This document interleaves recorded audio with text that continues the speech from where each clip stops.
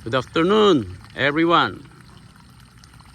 We are here at Kuyang Pinuno's farm, visiting rice production planted with 222 variety, following the recommended planting distance with a straight row of planting. And this was transplanted 30 days ago,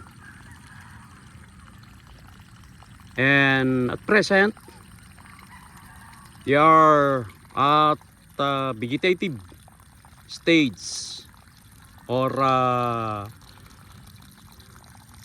tillering stage. As you can see,